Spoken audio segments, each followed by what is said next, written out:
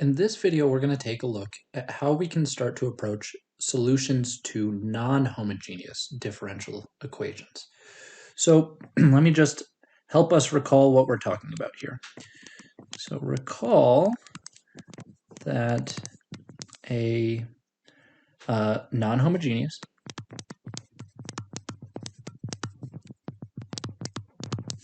linear second order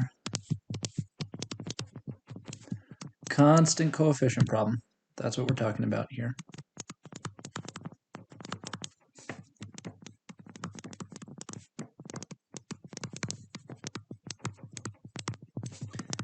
takes the form of the following. Essentially, we could write it as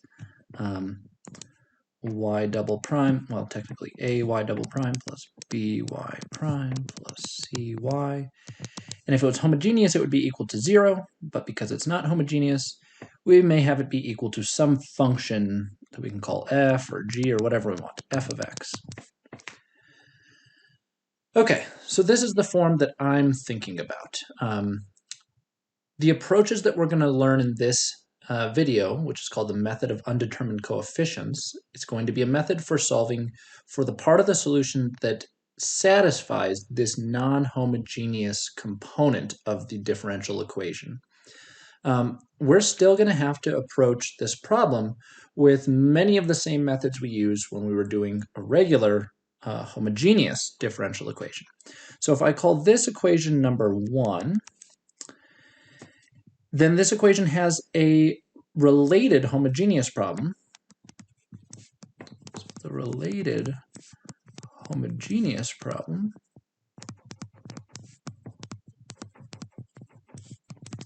is a y double prime plus by prime plus cy equals 0. So there's the related homogeneous version. In general, we can actually extend some of these ideas that we're going to be talking about here to other linear ones that aren't necessarily constant coefficient, but in practice, we're going to be focusing almost exclusively on constant coefficient problems. So for now, basically, that's all we're going to be looking at. So these are the two equations that we're interested in. To find the solution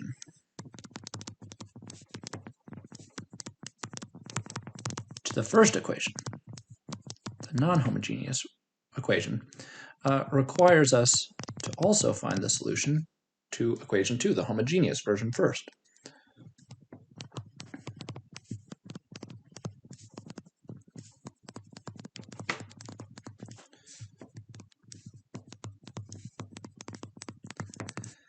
Okay, so basically the idea is something that we talked about back in the video that was related to, what section was that? 4.1, I think. And the idea is this. The solution will be made of two parts.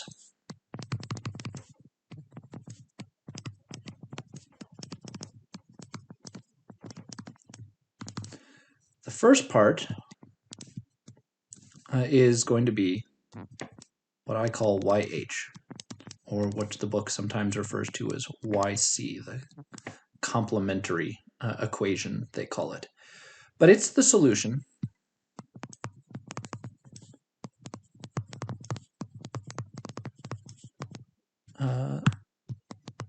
to equation 2. So it satisfies equation 2. Basically, we'll have to start with the related homogeneous problem and find the homogeneous solution. And secondly, we'll have to find YP, the particular solution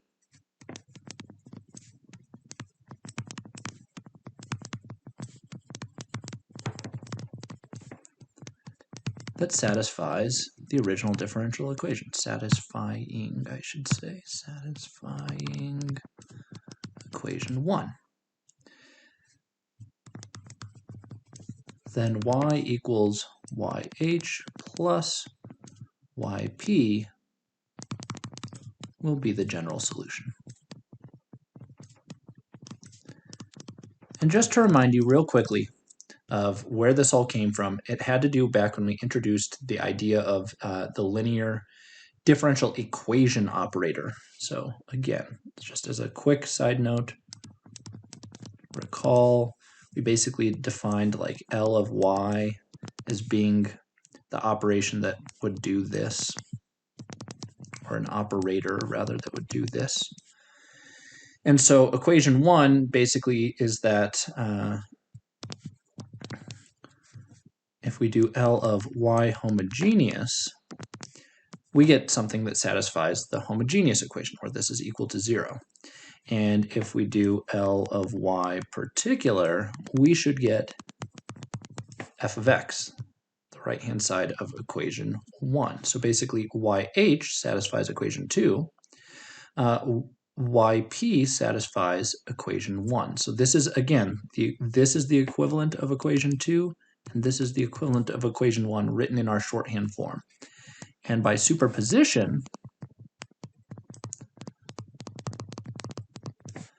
says that basically L of yh plus yp, oops, write this down correctly, will also be equal to 0 plus our f of x, which is indeed the exact solution that we're looking for. So L of yh plus yp,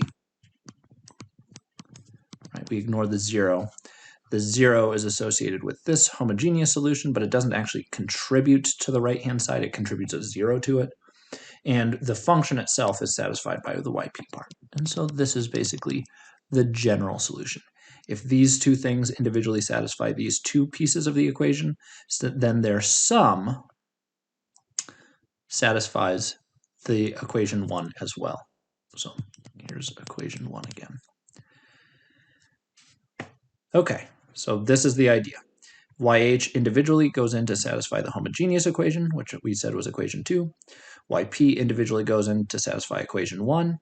And if that is true, then the combination YH plus YP, by superposition, when we add these two solutions together and plug them into our linear operator and use the rules of our linear operator that says when you apply the operator to the sum, it's the same as the sum of the two individual pieces, right? The intermediate here was that basically we have L of YH plus L of YP. That's a property of a linear operator. We can split it up. This piece contributes to 0, this piece contributes to f of x, and when we simplify, we see that that sum satisfies equation 1 as well. So this was the idea. This was back from section 4.1, but this is the point. YH, so we know how to find YH. We just did that in the last section on homogeneous differential equations, right? We basically plug in something of the form y equals e to the mx or e to the lambda x, and we solve for m. And we can either get real distinct roots for our values of m, or it can be a real repeated root, or we can get complex conjugates, and those inform what form our homogeneous solution takes. So we've had some practice doing this already. There are two approaches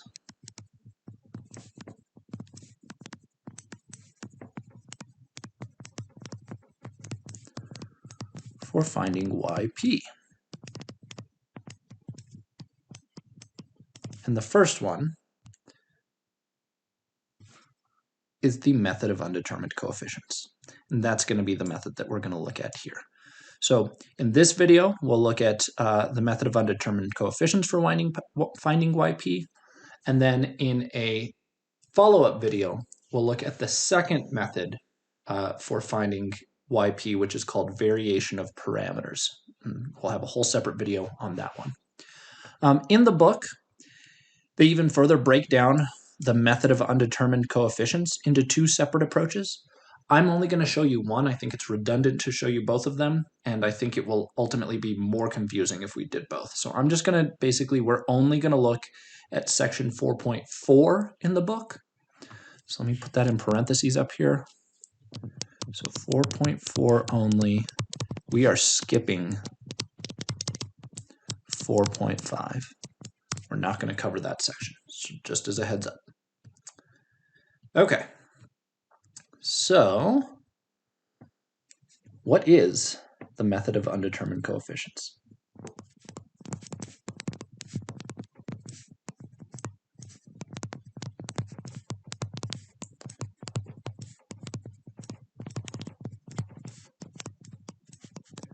It is basically a guess and check method. So what is this method that we're jumping into here? Okay, I'll answer this question. Essentially, it's an educated guess and check approach.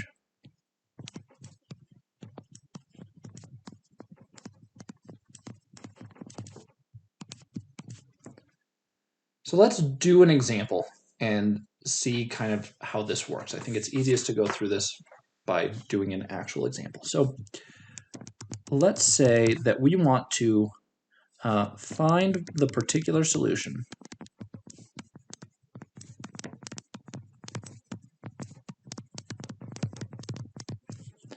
of the following. Our differential equation is going to be y double prime minus 2y prime plus y equals 2e to the negative t. So on the left-hand side, I have my linear constant coefficient second order differential operator, basically. And on the right-hand side, I have some function, right? There's no y's over here. It's just some function of the independent variable, which in this case is t. And so this is the part that makes it non-homogeneous. Before we start and try to find the particular solution that's going to satisfy this, we generally need to know what the overall solution is going to look like. So we'll talk about that in just a minute. But for now, imagine that we've already gone through and solved the homogeneous part of the equation. So imagine we've already found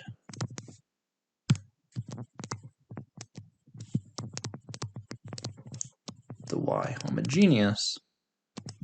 We just want y particular. Okay, so how is this going to work?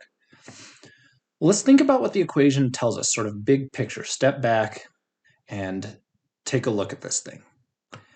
It's telling us that if we can find some y where a combination of that function y itself, the derivative of that function y prime, and the second derivative y double prime, some combination of those three things, the function, its derivative, and its second derivative, is going to spit out a 2e to the negative t.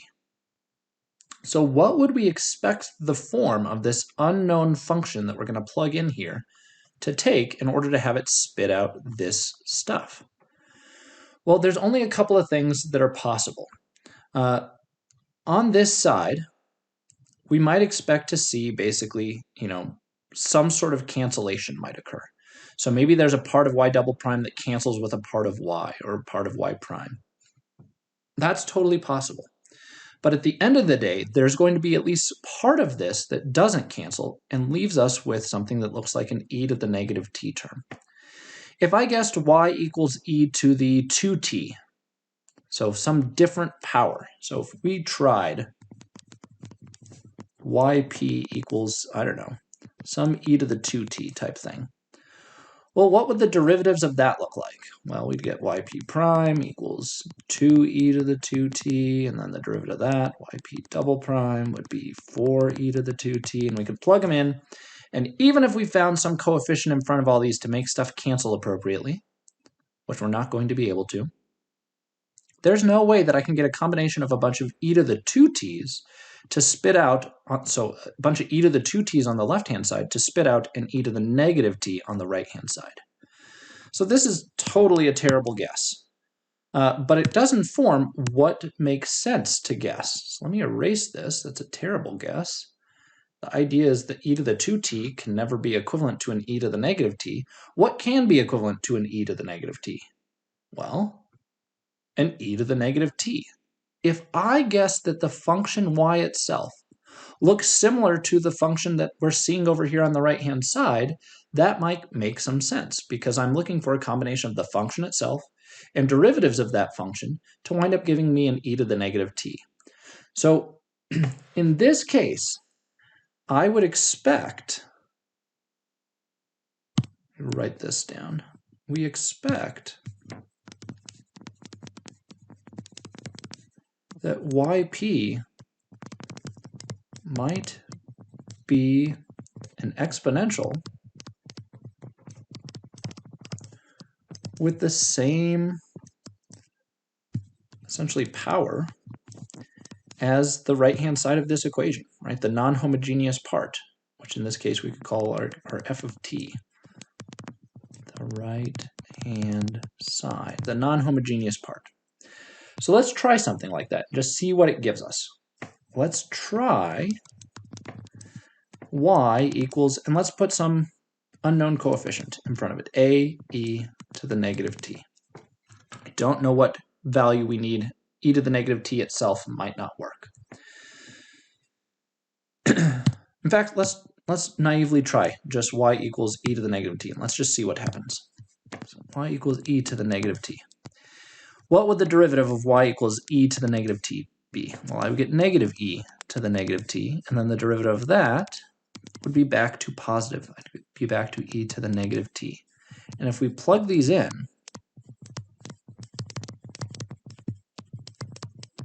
to the original ODE, what we'd find is I'm going to get y double prime, so I'm going to get e to the negative t minus 2 times y prime, which is negative e to the negative t.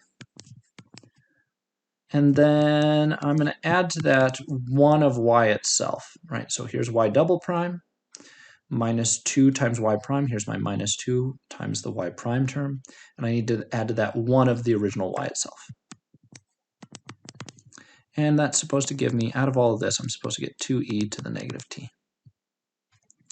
And on the left-hand side, when we combine all of these and simplify, I've got an e to the negative t.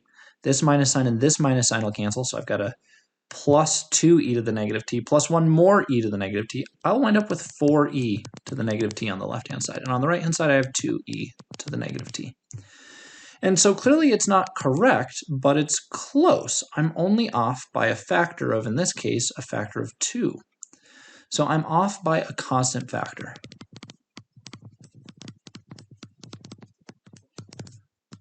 And that's the thing that tells us, hey, maybe we should have tried an actual constant times e to the negative t instead of just guessing e to the negative t itself.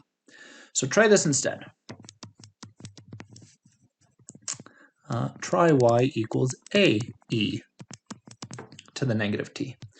Right, so this was informative. We won't do this again. Going forward, we'll always put a constant in front of our guess. So y equals a e to the negative t has a derivative that it looks like y prime equals negative a e to the negative t. And the last one is y double prime equals, and I should be doing this to make it totally clear. We're talking about basically our y particular. So let me put the p down here to just make it totally clear that's what we're talking about. I'm just interested in the particular solution to all of these. This one gets back to being a e to the negative t. So the same list that we got here, but now with an a in front of all of them. So what happens when we plug these in to the ODE?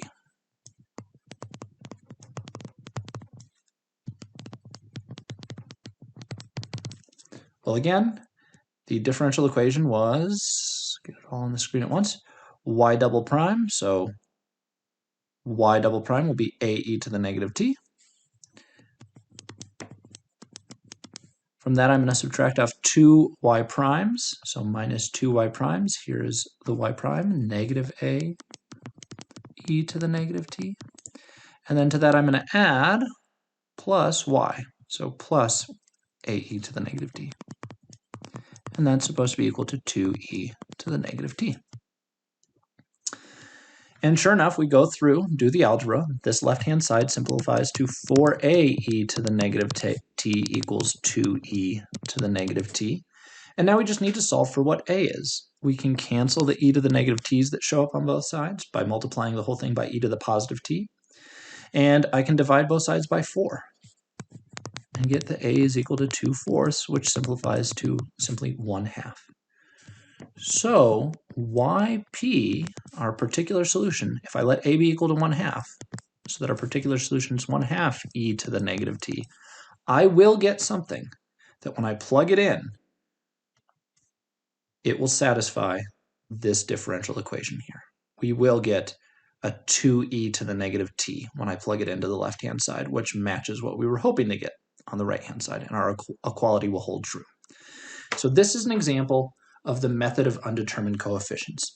We basically observe the form of the non-homogeneity in our problem, and we guess something that takes the exact same form but has an unknown constant. And so that's what our undetermined coefficient is that value of a.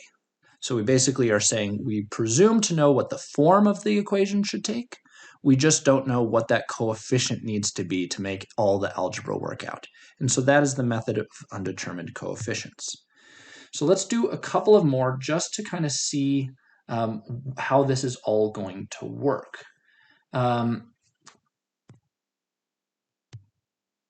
Let's take a look at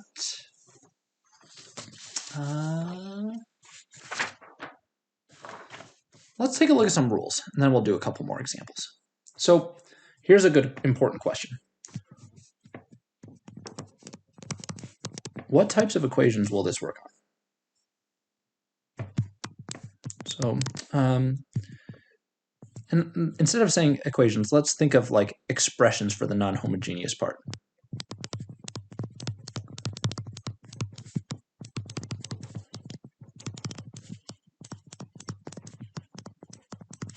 Okay, if we come back up to the differential equation here, just try to get a little more insight before we jump any further.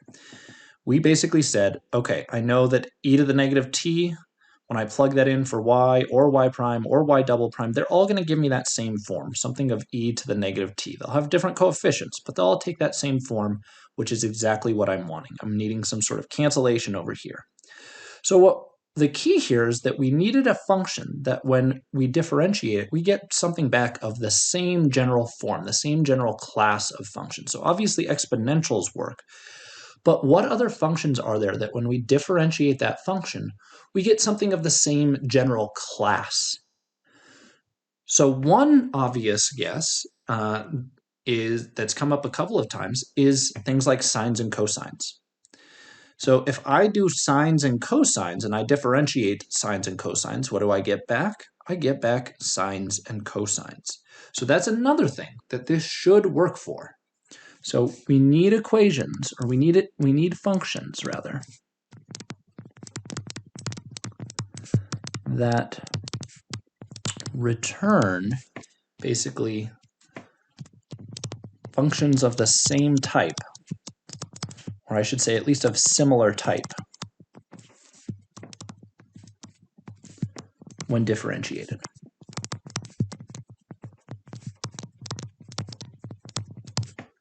So basically we just said exponentials. We just did an example, that was obvious. I just said sines and cosines. We can do an example of that in a minute. That should work. And there's one more class. What is another function that returns functions of that same class of functions when you differentiate? Polynomials. Right? So if I take an x squared and I differentiate it, I'm going to get 2x. It doesn't have the same power as the original, but it's still a polynomial. And so we will be hoping for appropriate cancellation in that type of a problem. So exponentials, sines and cosines, and polynomials. If our non-homogeneous term, if our f of x takes any of those forms, this method will work. So if f of x, meaning the non-homogeneous part, common homogeneous term takes any of these forms,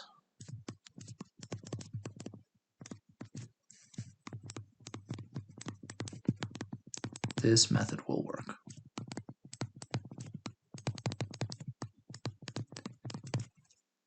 Okay, so let's do some more examples to just get a feel for how this is going to work, because there are going to be some details that we have to still work out.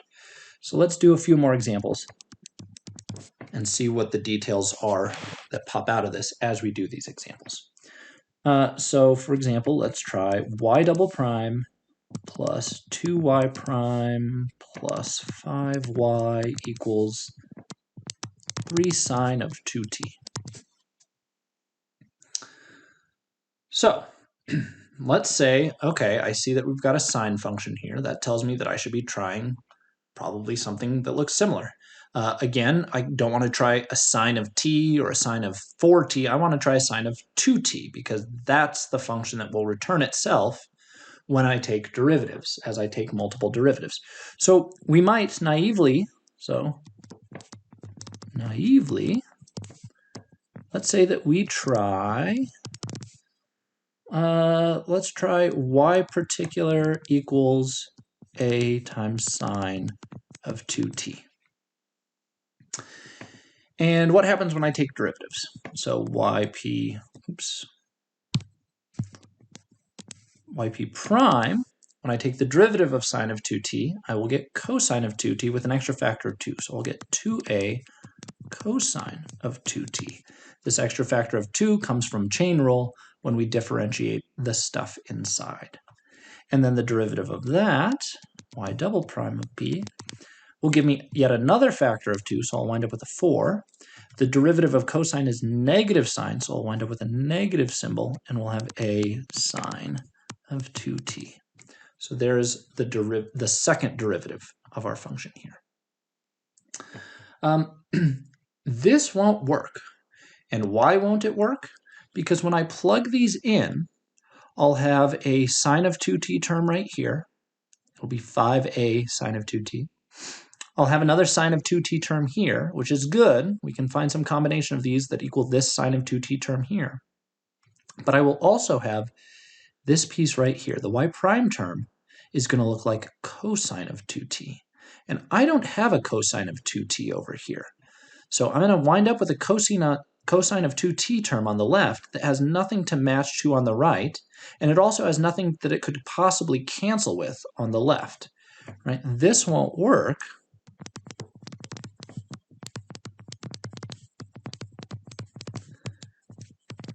because the cosine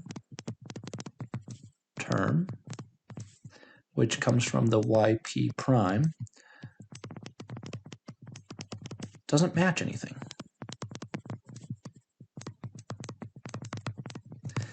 If we were in a situation where the y prime term was gone, if we didn't have the first derivative term, if we only had a y and a y double prime, then this method would totally work. Just guessing sine would probably be a good approach. But because we have this y prime term as well, just guessing sine for our guess here isn't going to work. So what do we do to make up for that? Instead, we need to wise up. I need somewhere for some cosine terms to show up somewhere over here so that they can cancel out. And how can I do that? Well, if I have a cosine term in this one, but none in these other ones, there's nothing to cancel out. If I could get the cosine term to also appear in these two terms, then we'd have a chance of stuff canceling out. But for a cosine to appear in these two terms, that would mean here's y itself. We couldn't just guess a sine of 2t. Instead, we would need to guess, try y particular equals a sine of 2t plus b cosine of 2t. And now this term will have both a sine and a cosine. This term will have both a sine and a cosine, and this term will have both a sine and a cosine. And we'll want the sine terms to all be preserved on the left-hand side in such a combination that we wind up with 3 of them. Whereas the cosine terms on the left-hand side, we'll have a cosine term here, a cosine term here, a cosine term here. I want them to combine in such a way that they disappear because there's nothing for them to be equal to on the right-hand side. So let's see how that works. If this is my guess for our particular solution, then what does the derivative look like? Well, the derivative of this first term is going to be 2a cosine of 2t. And the derivative of this cosine term, remember the derivative of cosine is negative sign, so let me actually flip the sign here. This is going to be minus 2b times the sine of 2t. And then yp double prime, the derivative of this, again, I'll pick up an extra factor of 2, so it'll be a 4. The derivative of cosine is negative sign, so I'm going to flip the sign here, and we'll have negative 4a sine of 2t, exactly as we had before right here. But we've also got, on this term, what's the derivative of this? Well, I'm going to pick up an extra factor of 2 for a total of 4. We'll have our b, that'll fall through, and the sign will become a cosine of 2t. And we'll keep the minus sign. The sign doesn't flip this time because the derivative of sine is just positive cosine. So here is my y prime, and y double prime. If we now plug these in to the equation, we should be able to find a way to cancel everything. So let's plug these in on the left-hand side. So plug them into the left-hand side. We will get, so basically what I'm suggesting is y particular double prime plus 2y particular prime plus 5y particular. So I'm just plugging it in to the left-hand side here. What do we get out of that? And we want it to be equal to, just let me copy it all down so I don't have to keep scrolling back and forth, up and down. Okay, this is what we want it to be equal to. What do we get when we actually plug these in? I've got them all sitting right here. So the first thing I do is yp double prime. So I'm going to have this term. Negative 4a sine of 2t minus 4b cosine of 2t. So there's the first term. Plus 2 times y prime. Here's y prime. So 2a cosine of 2t minus 2b sine of 2t. Again, just copying this value down. Plus 5 of the original function y itself. So plus 5 times a sine of 2t plus b cosine of 2t.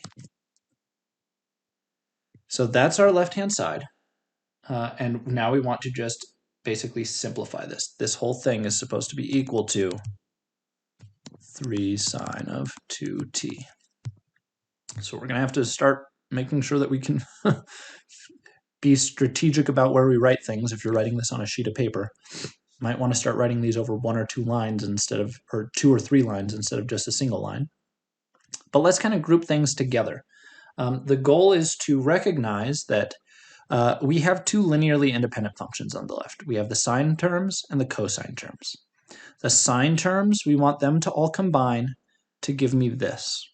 And the cosine terms, I want them to all combine to give me the number of cosines that show up on the right-hand side. Right? For the left and right-hand side to be equal, the sine terms need to all match, and the cosine terms need to all match. Our linearly independent pieces need to pair up. So even though it looks like we've only got one equation here, I really have 2 equations, one for all the sine terms and one for all the cosine terms.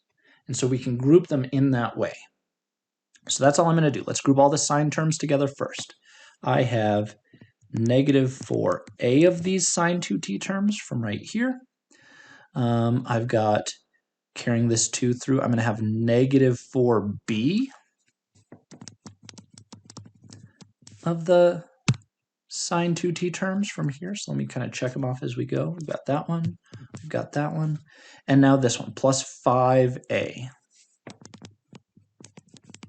of the sine 2t terms. So basically I've grouped the 3 terms that I've checkmarked together, I grouped them together, and then I factored the sine of 2t out. plus, now let's do all the cosine terms. So I've got a negative 4b of them from this first term here. I've got a plus 4a of them from this term here. And lastly, I have plus 5b of them from that final term. That's all the cosine of 2t terms. And that's equal to 3 sine of 2t. And if we want to make it totally explicit, plus 0 cosine of 2t. And the suggestion is basically these terms here need to match with this term here, and these terms here need to match up with this piece here. So there's two separate equations. For this set of equations, we can just forget about the sine of 2t. We're just trying to get the coefficients to match. So let's just look at the coefficients. So comparing coefficients.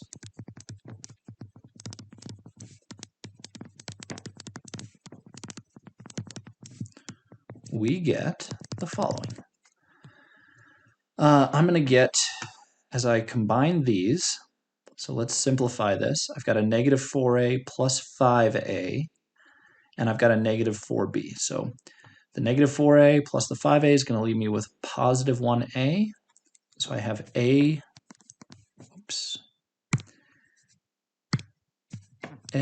minus 4b, and that's supposed to be equal to 3, right? This coefficient, which simplifies to this, needs to match this coefficient, which is this. And then the second one says that this combination of coefficients, which again I can simplify, I've got a minus 4b plus 5b, so this will leave me with a positive 1b. So this one's 4a plus 1b. And what do they need to be equal to? Well, these coefficients on the left need to match this coefficient on the right, which is a 0. And now I have a system of equations. Two equations for two unknowns. If you've taken a linear algebra class, you can use linear algebra techniques to solve this. But otherwise, we're going to either do an elimination method or a substitution method. It's totally up to you, whichever method is easier for you to deal with. In this case, I'll solve the bottom one and say, oh, this says that b is equal to negative 4a. So this is a substitution method. I'll solve for one of the variables in one equation and then plug that into the other equation. So I found that b was equal to negative 4a by just rearranging this by subtracting 4a over to the other side. So let's plug in where b shows up in the other equation. Let's replace it with negative 4a. So the other equation is a minus 4b, but we just said that b is negative 4a. That has to be equal to 3. And if we multiply through, negative 4 times negative 4 is going to be positive 16. So I have 16a right here plus another a. That's 17a equals 3, which tells me that a itself must be 3/17. And if a is 3/17, then coming back down here, this tells me that b is negative 4 of these a's. So that's going to be negative 12/17. And I've got my appropriate coefficients. This tells me that this guess will work. We can plug it into this differential equation on the left-hand side and have it spit out this onto the right-hand side, as long as these are the coefficients that we use for a and b. So in this case, our particular solution is going to be 3/17. That was our a. A was multiplying sine of 2t. So 3/17 sine of 2t minus 12/17 cosine of 2t, because the b term multiplied the cosine of 2t. So here's the particular solution. But again, this is only the particular solution. If I were to go back and try to solve the full differential equation, the first step would be finding the homogeneous solution, where you would be setting basically the right-hand side equal to 0. So we'd have part of the solution associated with the homogeneous solution, and then this is just the particular solution. That's all we're focusing on right now, is just how do we find that particular solution. We already did the homogeneous solutions in the previous section. Okay, so here's how it works for trig functions, for sines and cosines. In general, if you see a sine or a cosine show up, you can't just guess that same function. You have to guess both the sine and cosine function because they're going to spit out each other as we take derivatives back and forth.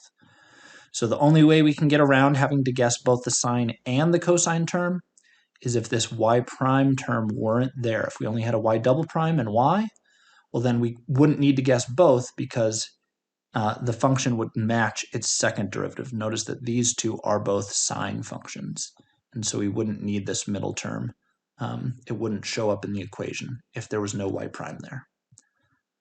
Hopefully that makes some sense. Okay, let's try a couple more just to see how this keeps going. What if we had an equation that looked like this? 2y double prime plus 3y prime plus y equals t squared. Okay, so in this case, again, I've got to guess, because we have a polynomial in this case that's a quadratic, t squared, showing up on the right-hand side. What should we guess for our particular solution? Well, if I were to just guess, so here's the suggestion. If we were to try for our particular solution, if I was just simply to guess at squared, what happens as I take derivatives of that? Well, for yp prime, I would get 2at, and then for the derivative of that, yp double prime, I would simply get 2a. So I'd have one term that was quadratic, one term that was linear, and one term that was a constant. And when I took a combination of those terms over here, I'd have my quadratic term, my linear term, and my constant term, and there would be no way for me to somehow get only a quadratic term, right? My linear term and my constant term don't have any way of canceling out and disappearing. So what does that mean? It means I can't guess at squared. I need some linear and constant terms to hopefully find a way to cancel with the linear and constant terms that show up in the derivatives that I take. So here's what I would need to guess. If I guessed this instead, at squared plus bt plus c, so the most generic form of a second order polynomial, right? So I can't just guess at squared. I have to guess a totally generic second order polynomial. What is the derivative of this? Well, this first term is the same, but then I would get a plus b term as well. So the derivative of this term becomes a b. The derivative of the c is just a 0, so I'm going to leave it off. And then when we take the second derivative, again, I get the 2a from this, and the derivative of this b becomes a 0. So again, I will leave it off. But now I have a constant term here that I can potentially use to cancel with this constant term here, and this constant term here. So I have 3 constant terms I can use to try to make them cancel out. I have 2 linear terms that I can use to try to make them cancel out. And then I have this one quadratic term that will hopefully survive and match up with the quadratic term that I have here. So that is going to be the idea.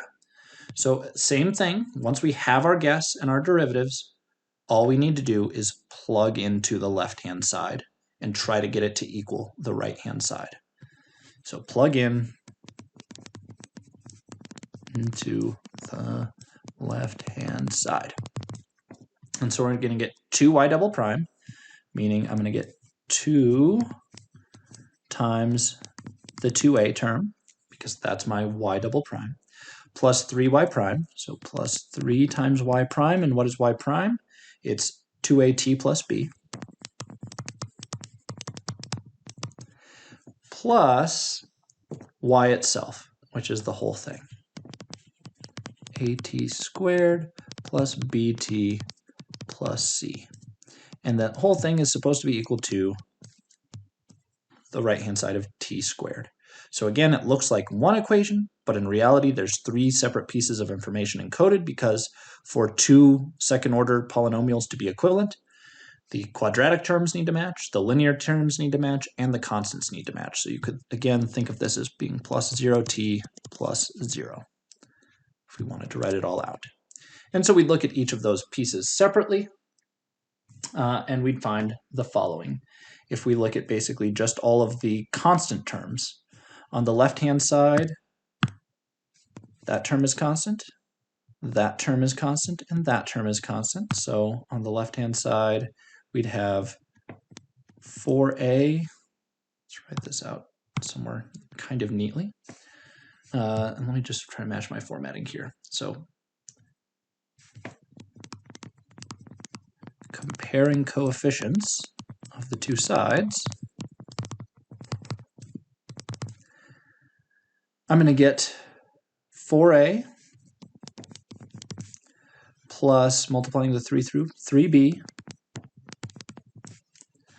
plus c. Those are all my constants. They're supposed to be equal to 0. If I then look at my linear terms, so this term and this term, and they're supposed to match up to this term. Oh, and I should have done that one as well. There we go. In this case, for the linear term, I'm going to get 6a, right, 6a times t, plus b times t, so 6a plus b, and that's supposed to be equal to the coefficient over here, just the 0. So I'm leaving off the t's. These are all the basically order 1 terms. These are the order t terms. In a minute, we'll look at the order t squared terms. If you've never seen this big O notation, it just literally means essentially the word order. Order 1 means stuff that are constants. Order t means anything that's a linear, proportional to t term. Order t squared means anything proportional to t squared. So basically all the t squared terms. And the t squared terms means I'm comparing this guy to this guy. And that one is easy. There's only 1 on each side.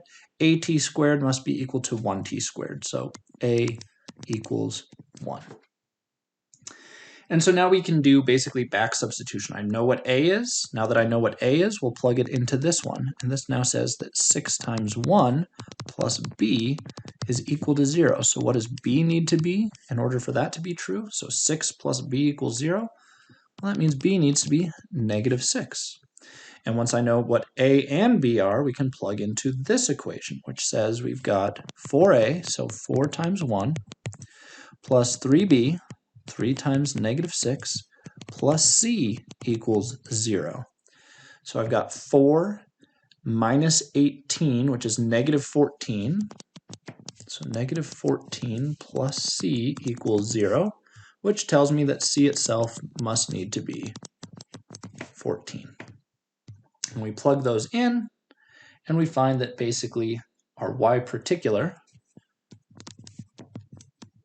is going to be of this particular form with this value of a, b, and c. So if we write that out, it's going to be 1t squared, so t squared, plus 6, oh, minus 6, got the sign wrong, so plus bt, so minus 6t,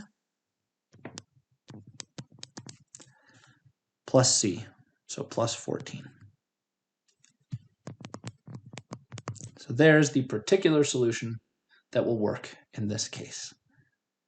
And again, if we wanted the general solution, we would need to go back and find the homogeneous solution of setting the left-hand side equal to 0 to find the homogeneous solution. And the general solution is the combination of the two. So we will practice that, putting some whole problems together in just a little bit, but let's do a couple more examples, and then we'll go from there. Okay, let's try this one. So I'm going to do, let's just say hypothetically we've got the same left-hand side, because who cares for this time? Y double prime plus 3y prime plus y. So it's the same left-hand side that we just had in that equation. But what would happen if the right-hand side looked like this? Te to the t. Well, if it was just a t, so if the right-hand side were only the t, we'd want to try that the y particular would look like at plus b. Right? If it was just a linear polynomial on the left, we would need to guess a linear polynomial for our particular solution. Alternatively, if the right-hand side were only the e to the t term, what we would do is try our y particular. What did we do when it was an exponential? We would try c e to the t. I'm doing c because I've already used a and b, but some constant times e to the t. When it's a product of the two, we essentially want to try a product of these two guesses. But because the right-hand side is a product of these, what we should do is try a particular solution that is also a product of our two guesses. So try yp that is a product of the guesses.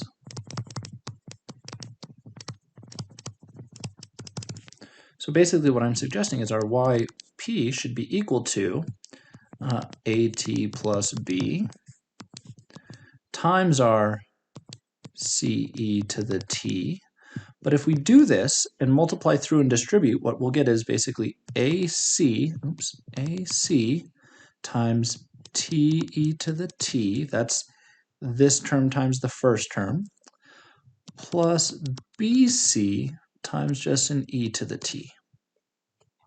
And essentially, the idea is that when we take derivatives of this, by product rule, I'll get some t e to the t terms, I'll also get some e to the t terms, and I'll have some other e to the t terms over here that I can cancel the e to the t terms that show up here in such a way that we can get a guess that only involves the t e to the t terms.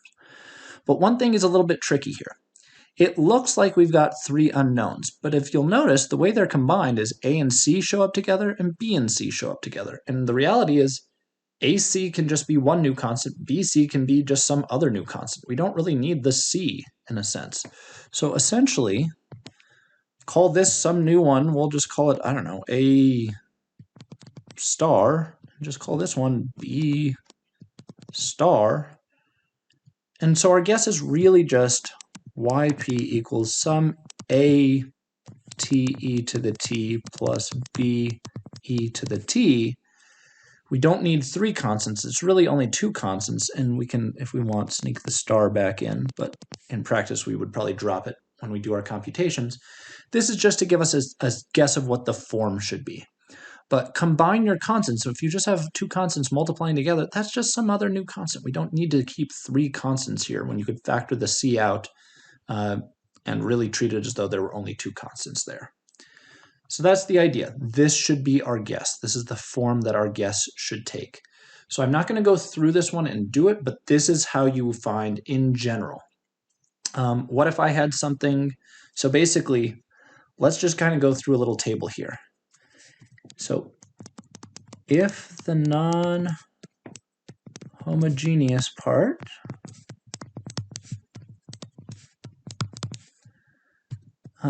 takes the form of ... then what should we guess? So let's say we have basically yada yada yada. Let's just call it, yeah, right. So we have our left-hand side. So whatever. A y double prime plus b y prime plus c y equals right-hand side. And so here's all the right-hand sides. What if we had, I don't know,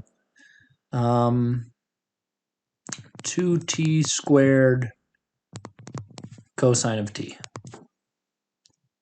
What should we try for our particular solution? What we should try, notice here, it involves a cosine. What's the general form we should guess for a cosine? Well, we can't just get the cosine by itself. It has to be like a cosine plus b sine. But we've also got a second order polynomial over here, so that needs basically a general second order polynomial. So what we'd want to do is basically guess a general second order polynomial, so like an at squared plus bt plus c, there's my general second order polynomial, times what's the general thing we have to guess for sine or a cosine? So some d cosine of t plus capital E times the sine of t. Actually go through and distribute these and recognize that we don't really actually have quite this many terms. It's going to look a little bit different when it's all said and done here. So what we would do is combine these. I'd have some coefficient a times d, and it would be the t squared cosine t term. So we'd have some a times a t squared cosine of t term. We'd also have some constant times the t squared sine of t term. So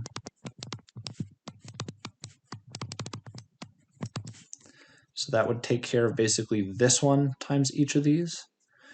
Then we'd need this one times each of these. So again, instead of calling it b times d, whatever, I'll just start adding the stars here to these. We're going to get some new constant that's going to be c times the t cosine t term, but we're also going to have a t sine t term. We'll call that one a new name. So put all our little stars here. And then lastly, we have the c times each of these, so some constant times cosine and sine. So we need some additional constant here. We're up to e star of a cosine t term plus f star of some sine of t term. So basically, you can tell there were 3 terms here. There's 2 terms here. The product of that is going to be 6 total terms, and here are 1, 2, 3, 4, 5, 6 terms, where we actually take the product of all of those. So it gets really bad in a hurry, depending on how ugly the non-homogeneous part is. So basically, let me just kind of turn this into a table. Non-homogeneous part, and here is our guess for the particular solution. So let's kind of make a table of these. I'll just make some up. All right, so if it's something simple, if we just have like, whatever, 2t squared, we already said we should try at squared plus bt plus c. If it's an e to the 3t, then we should guess something of the form a e to the 3t. If it's a sine of whatever, 4t, we should guess a sine of 4t plus b cosine of 4t. And as they start getting more complicated, what if I did t e to the t sine of t? If we had a big ugly thing. Well, we'd need to have a linear term. So this is basically the linear term would have 2 potential terms, right? It should be like a bt plus c. The e to the t just needs 1 term. And then the sine term we'd have to guess a sine and a cosine. So basically like this would require 2 parts, this would require 1, this requires 2 parts. Multiply those up. Our general result should have 4 terms. And here is what that general form should look like. There should be 4 terms. It should be basically an a t e to the t sine t term plus an a t, sorry, not a, b, oh, come on now, bt e to the t cosine of t term plus, right, so far basically, again, the general form, if you think of each of these, if you're taking a at plus b, this one's taking the form of c e to the t, and this is taking the form d sine of t plus e cosine of t, and you multiply them all out. They're all going to have this e to the t term, so here's an e to the t, here's an e to the t. The first set is going to involve a t, an e to the t, and a sine t. Here's the t, e to the t, and sine t. The next one will be a t, e to the t, and the cosine t. Here's the t, e to the t, and cosine t. And so far I've done this term times this and this, and then this term times this and this. Now we need to move on to the b. So the b, it would be this term times this and this, then this term times this and this. So in terms of letters, we'd have, the next one will be just a constant times e to the t times the sine of t term, plus, again, a constant times e to the t times the cosine term. So basically this times this times this, then this times this times this, then this times this times this, then this times this times this. There are 4 terms. And again, I'm just giving a single constant to each one of those terms. Hopefully this is starting to make some sense. Let me just erase this in the interest of space. What else we got? What happens if I've got like simply an e to the t cosine of t term? What would that need? Well, the e to the t only requires one thing for the guess. The cosine requires 2. This should only require 2. They should both look like, should both have the e to the t term, and we'd have the sine of t term plus the e to the t term and the cosine of t term. What if you just simply had e to the t plus cosine of t? Well, in this case, you would need to guess an a e to the t to take care of that part, plus a b sine of t plus c cosine of t to take care of this, right? This one requires 2 terms, this one requires 1, and we wind up with 3. So basically, if you have a product of them, you have to kind of write them out in general, think of how many terms each individual piece would require, then multiply that out to get the total number of terms. But if you're just adding them, right, you can just say, oh, this needs 1 piece, this needs 2, we're going to add up to 3 total. So you can kind of do that. It works fairly algebraically. What if we had this? What would I need to guess? Well, this one's a little bit tricky. They're all going to involve the e to the t, but this t is really a linear term, so it's going to require 2 pieces. So we'd have like an a t e to the t term plus a b, the constant, times e to the t term plus c times the sine of t plus d times the cosine of t. So hopefully that gives you a better sense of kind of what that's all going to look like. So again, there's a bunch of different ones that you're going to kind of need. You'll get a sense of this as you do more of them, but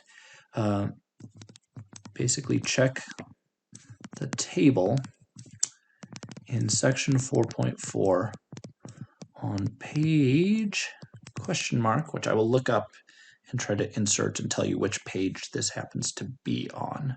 But there is a table in the textbook that kind of gives you something similar. It tells you what the non-homogeneous part looks like and what your guess should be. But go through this and make sure you can kind of build up this intuition. You don't want to have to refer back to a table every time. You want to kind of have a sense of how we build the guess based on the form of the non-homogeneous part.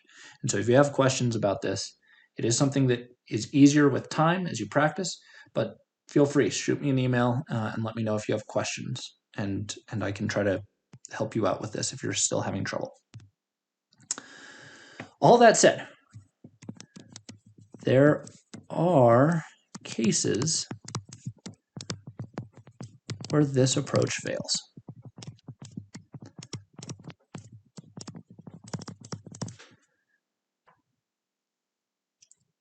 So let's take a look at one such example and kind of see what causes this to fail.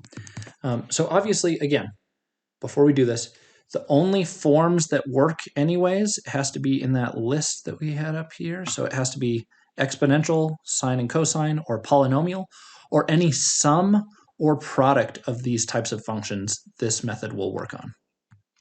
So that's a first condition. But even then, there's a few or one situation that can come up where this approach will fail. So let's look at an example. Let me think of what I want to do here. I want it to be y double prime minus 8y prime plus 16y equals,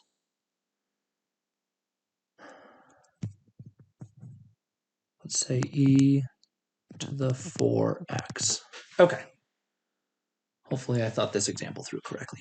Okay, so let's try and see what's going to go on here. So this looks like one of the simple cases, right? It's just an exponential.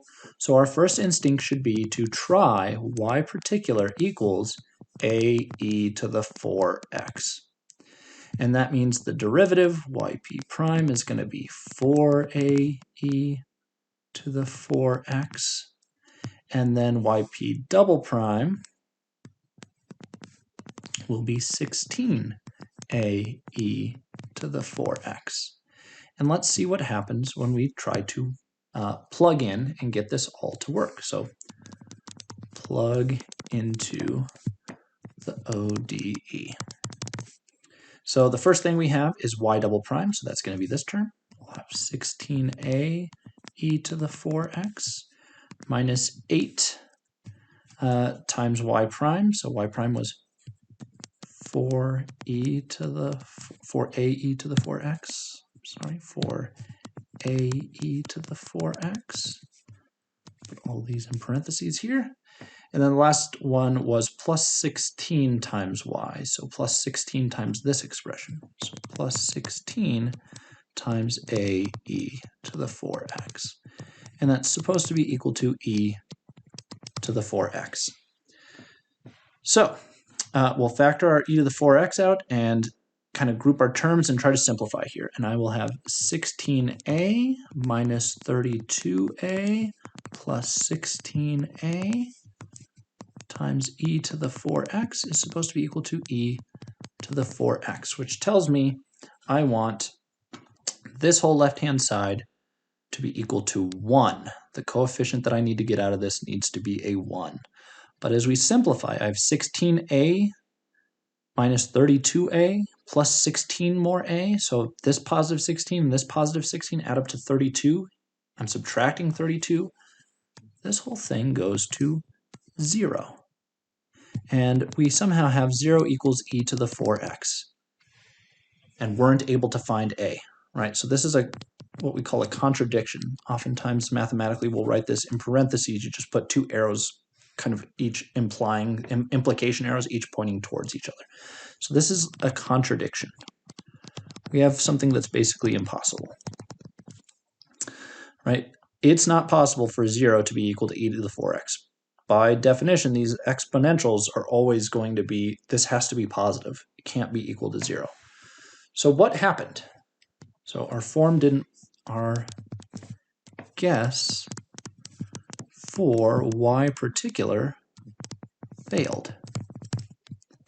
Why? What happened here? Well, I want to think about what the homogeneous solution to this was. So if we were to solve it, so let's solve the whole thing.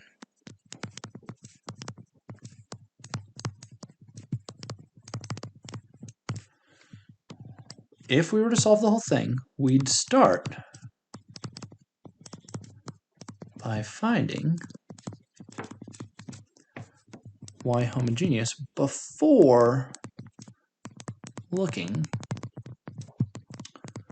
for y particular. So let's find y homogeneous. The associated homogeneous differential equation is the same thing, but with the right-hand side equals 0. So we've got y double prime minus 8y prime plus 16y equals 0. The characteristic equation is going to be whatever letter we want to use, lambda, m, doesn't matter. So m squared minus 8m plus 16 equals 0.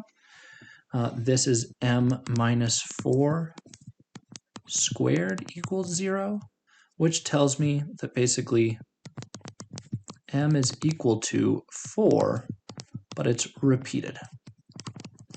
And what that tells me is that so y homogeneous should be equal to some constant c1 times e to the 4x plus c2 times x e to the 4x.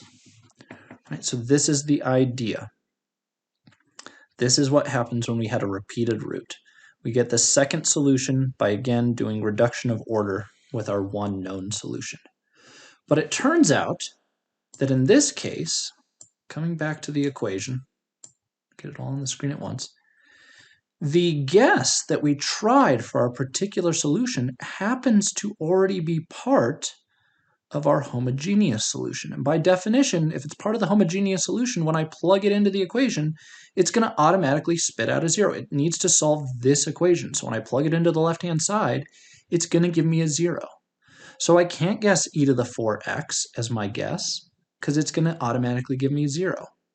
And so what would be suggested in that case is, what's the next thing? What is something else that if it itself doesn't take the form e to the 4x, then maybe its derivative or second derivative should have some terms that spit out an e to the 4x. So what function spits out an e to the 4x when we take the derivative? Well, something like if we tried yp. So let's say this. So we can't guess y particular equals a e to the 4x, because we already know that's part of the homogeneous solution, a e to the 4x.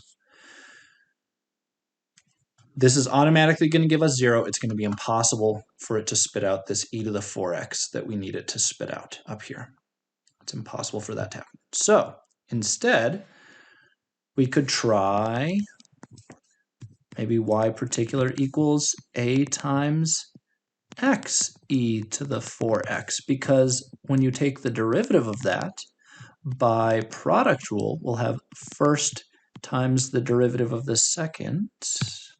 So first times the derivative of the second would be 4e to the 4x, plus the second times the derivative of the first would be something that looks like an e to the 4x. We would get an e to the 4x here, and we would have this term, which we would have some hope of canceling with this piece up here, and same as we took additional derivatives to get a second derivative, right? We have an e to the 4x term, so there's a hope of finding something to match this e to the 4x. But we also have this x e to the 4x term, which we don't want to have remain when we plug into the left-hand side, but there's hope that it wouldn't remain because we could potentially cancel this part with some of this part. But the problem is, I can't guess x e to the 4x either, because look right here. The other part of our homogeneous solution also involves x e to the 4x.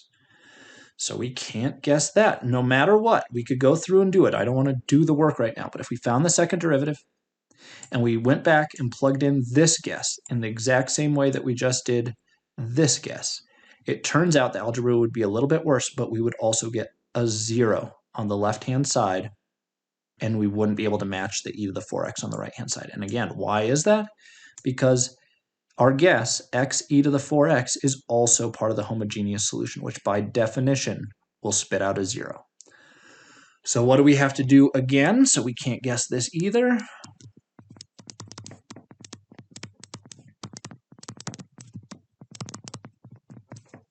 So what do we need to do? Try y particular equals a x squared e to the 4x. We finally have something that doesn't take the form of something that already appeared in the homogeneous solution, right? This term, x squared e to the 4x, doesn't show up here.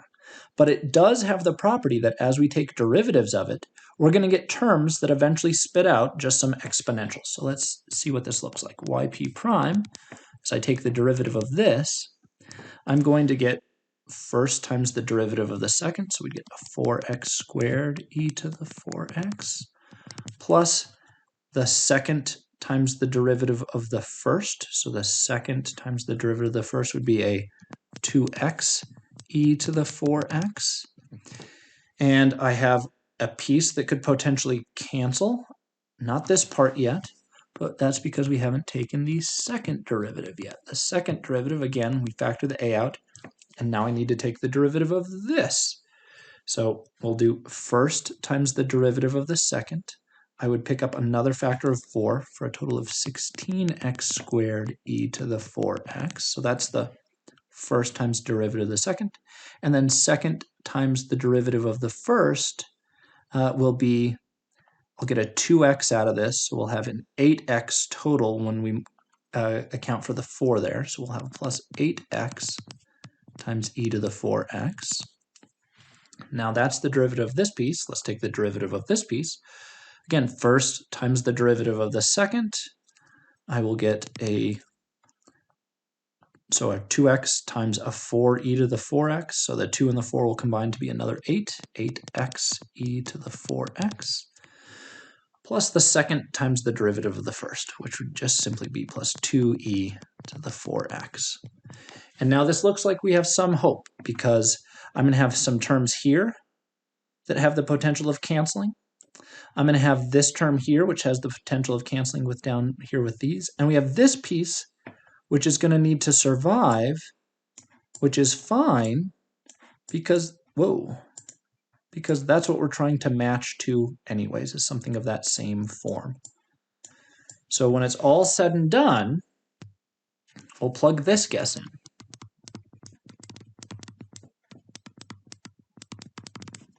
So plug this into the ODE.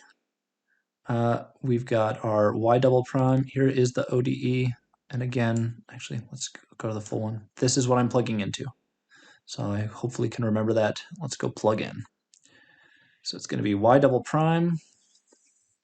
So it's going to be a times this huge big mess. E to the 4x. Those middle terms, I'm going to combine them to be 16x e to the 4x plus 2e to the 4x.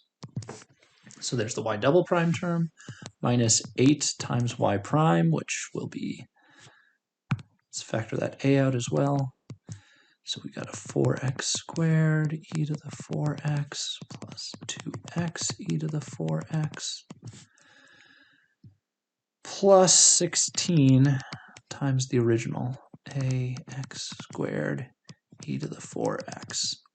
And that's supposed to all be equal to just e to the 4x. So I need all of these terms that involve the x squared, this term, and this term. They all have to add up to 0.